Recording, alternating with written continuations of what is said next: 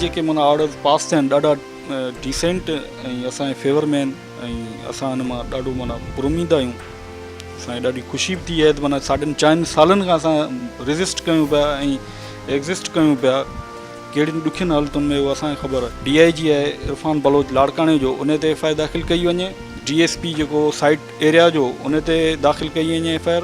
SHO जेको site area जो उन ते, ऐं जेके बि एहलकार हुआ सिपाही हुआ उन सभिनीनि ते माना उहो अदर्स में इंक्लूड कयो आहे। जेको मेडिकल बोर्ड कॉन्स्टिट्यूट थिए थो त उन में माहिर डॉक्टर हुजनि हिन शोबे जा ऐं हिन सां जेके लाॻापियल स्किन जा पंहिंजो ऑर्थोपेडिक जा ऐं जेको रेडियोलॉजी डिपार्टमेंट आहे जेके माना एक्सरेज़ जा माहिर आहिनि प्रोफेसर उहे बि हुजनि त जीअं हिन जो फाइनली कंक्लूजन करे ॿुधाइनि त माना हिन जी ट्रीटमेंट किथां थींदी।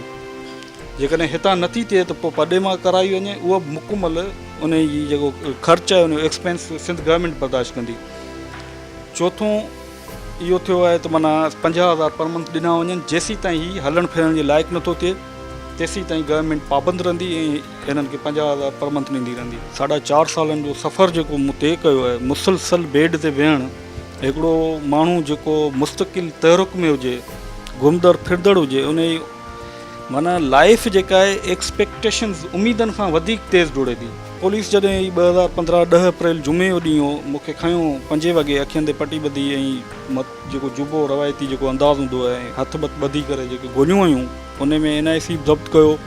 हिन में गोलियूं हुयूं तक़रीबन 2 बस ट्रेन में क्लाशन जा आया, 3 पिस्टलियूं गोलियूं हुयूं, 9, 10 या 11 गोलियूं लॻभॻि हिन में लॻियूं। हिन में 3 गोलियूं हुयूं, 2 हिन में आयूं, हिकिड़ी हिन में गोली आई।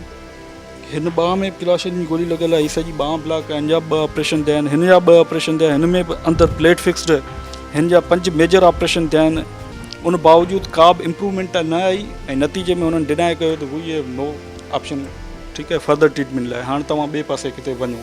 हेसीं ताईं त को बि उमेद न हुई त माना असांजे मसइले जो को बि हल निकिरंदो, पर हाणे ही जेको अॼु वारो जज साहिब जो सलाउद्दीन पावर जज साहिब जेके उन्हनि हिकु बहितरीनु फ़ैसिलो ॾिनो आहे, ज़हनी सकून बि मिलियो आहे ऐं दिली ख़ुशी बि थी आहे, ॾाढा ख़ुशि बि थिया आहियूं ऐं अॻिते बि इहा सोच आहे त माना पुरुमीद आहियूं त माना हिननि जज साहिब जे फ़ैसिले खे केरु डिनाई न कंदो।